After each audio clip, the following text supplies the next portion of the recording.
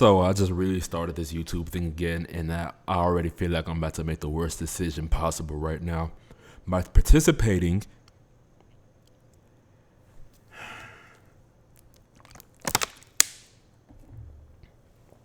in the no edit challenge. See, I would have cut away right there and cut to the next line because there was too much space in between my words, but I can't do that because I cannot edit. And the reason I feel like it's a dumb idea right now is because of what I'm going to be doing in this video. What I want to do is show you an example of what I was talking about. I was about to say referring to and talking about at the exact same time. That's why that sounded weird. I want to show you what I meant when I said I was going to do the whole story thing by reading it on YouTube and try to do voice acting and all of that. It's going to look strange. You might get a laugh out of it. I might get a laugh out of it. I might embarrass myself. I'm already embarrassing myself, so that's not anything new. Anyway, so what I'm going to read is an excerpt, is that how you say that word? From one of my old books that I wrote, but I discontinued because I didn't like the direction I was taking it in. It's titled Pharaoh, The Fall of the Rapture.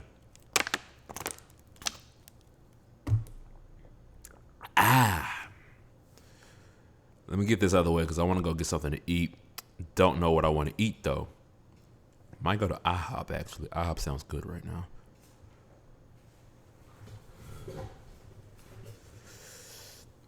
All right.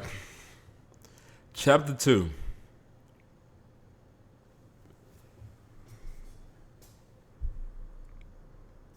I really wish I could edit that out, but I can't. There's too much glare from the light right here, so I gotta take my glasses off. I'll just make the font bigger, slightly bigger. All right. Here's the horrible accent that's about to come out of my mouth. When you think of American-made cars, you tend to think muscle car. The first thing that comes to our minds are 5-liter or 6-liter V8 engines shoved into the front of a vehicle, yes? Malik stood before 9,000 people in the city's basketball arena known as the Pyramid. This location is where the unveiling of his new car is taking place. Cars such as the Dino T-Ran or the well-known Pariah Vito, they all fit into this category. But let us step outside of the comfort zone for just a few seconds. I want everyone to close their eyes. I want you to imagine a mid-engine car with a twin-turbo 3.5-liter dual overhead cam V6 engine. It's capable of producing 581 horsepower along with 485 pound-feet of torque and a top speed of 200 miles per hour. The car can go from 0 to 60 in 2.5 seconds. Can you see it? Now, I assume whatever you see in your head right now is about to disappear after I add in this one final detail. It's an American-made car.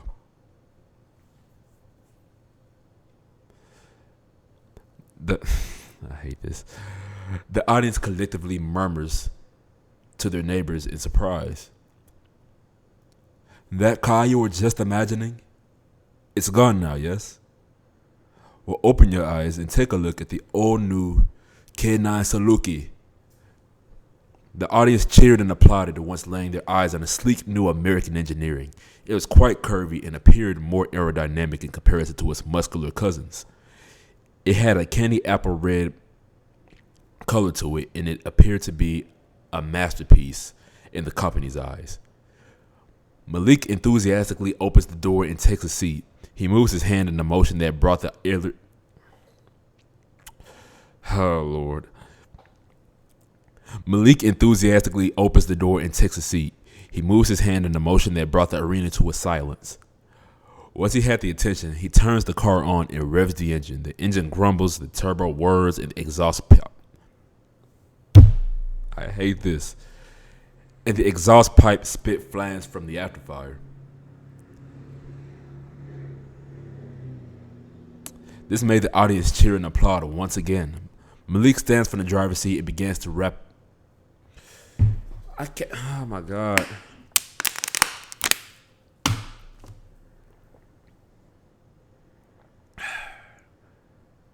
Malik stands from the driver's seat and begins to wrap up his part of the unveiling. No longer will American cars be only known for its straight line drag racing performance, but we will now be worthy competitors on the track with vehicles manufactured worldwide, and this is only the beginning. Thank you. Malik proceeded to walk off the stage in a satisfied state of mind as the crowd applauded his work. The emotion was short-lived, for he had his mind focused on the elevator incident. Was the rapture really coming here?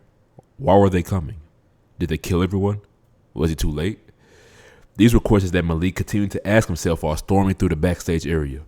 Many cameras took pictures of a determined man that was struggling to find the answers to his own questions. The cell phone begins to ring, pulling him out of his thoughts. He answers by using the Bluetooth device in his left ear. Hello, Malik? You gotta hurry up and get suited up, Marcus shouted. What? Why? My computer detected a source of nitroglycerin and RDX in the building. I don't know. That's dynamite. So, yeah. Unless you want you and your new car, which looks beautiful, by the way, to go boom, go find a room and suit up. Malik quickly ran down the hallway and around the corner to lose the paparazzi. After ensuring that he was in the clear, he entered the code to open his suitcase. It contained a spare suit in him.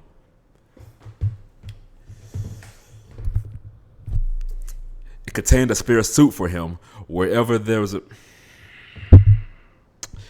It contained a new suit for him whenever there's an emergency situation such as this. Once the helmet is placed on his head and his suit is adjusted to snugly fit and protect his host, Malik runs out of the room as Pharaoh. In the main lobby, the audience was listening intensely to the presenter discussing the price and additional features that the Saluki comes with. In the midst of this crowd is someone armed with an explosive. Pharaoh calls in on his intercom to the eyes behind the screen. Sparrow, where is it? Apparently it's moving in the middle aisle and toward the stage. Do you see anything suspicious? The Crimson Warrior scans the corresponding area and only sees a woman walking to the front row. I see a woman with a suit coat. But does she look suspicious? We do not want to shoot the wrong person. Pharaoh looks at her again. But this time she was holding a stick of dynamite in her right hand. Yeah, I would definitely say so. He confirmed while shooting a red laser at the woman's hand. Ow! She shouted and dropped the weapon. The entire crowd gasped while looking at the scene. Pharaoh runs up and kicks the stick out of the way. He aims his left arm cannon right at her stomach. Stand down, he commands. Her hands hung at her sides, but she didn't seem to be surrendering. Wow, you have not had good luck with women lately, Sparrow chimed in. Go ahead, she taunts while raising her hands in the air. Shoot me. Yeah, that's not a good idea, said Sparrow in a concerned voice. Remember me saying there was nitroglycerin and RDX in the building? Okay, RDX isn't a compound used to make dynamite, but it's the main ingredient in C4. She's wearing C4. Pharaoh dropped his arms and took a step back. You have a bomb strapped to you. The woman smirks. She stood with radiating confidence. Is that what your skinny little birdie friend told you? I am Slim. I'll take care of him. She reaches in her pocket and removes her cell phone. If you just excuse me for a second, that'd be great. A number was dialed and the phone began to ring on the speaker. Approximately 10 seconds went by before the answer was received. Hey, Firewall, you can go ahead and start the game. A silence filled the room after the call ended. No one knew what to expect. What could start the game possibly mean? Some members of the audience took this time to slowly creep out of the room. Others sat in fear of danger if they were to move a muscle. The firewall hacked into my systems. I can't do anything. I don't know what to do. I tell you about that woman. She's so... Sparrow, Pharaoh called. He was trying to communicate, but there was a strong sudden interference with the intercom system. Can't really talk right now. I'm in the middle of something. What do you want? Pharaoh demanded. I want you to come with me. I most certainly will not. Okay. She begins to unbutton her jacket, which exposes the explosives that coated her body. I read that. So weird. The arena went into a frenzy with members of the audience darting towards every last exit in the building. One man was grabbed by the extremist woman and placed into a headlock. He tried his best to fight his way out, but the grip around him was too tight. Would you rather have all three of us go up into flames? Because that's doable for me. After reluctantly lowering his arm cannon, Pharaoh surrenders and agrees to come with the woman. Where are we going? He asked. However, there was another person in the room that went undetected. Don't worry about it, he replied in a rough baritone voice. The rifle that the man held in his hand was now going across the head of the vigilante, who fell unconscious to the ground. Now the hostage entered a frenzy of fear. Please let me go. My kids, they're all I have. I won't tell, I promise. I promise I won't tell anything. What do we do, Red Dot? The woman asked. Her grip slowly became tighter like an anaconda. He flips his gun over his shoulder and slowly walks to the hostage, who was sweating and bawling his eyes out. Red Dot takes a knee and looks at him at eye level. Hey, what's your name? Mike. Mike Foster. Listen to me, Mike.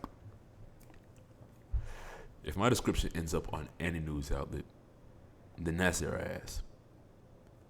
This country's military probably couldn't even stop what's coming. Do you understand me? He nods in fear of saying anything else. All right. Let him go. Run along now. I got business to take care of. Come on, let's see what's in this car.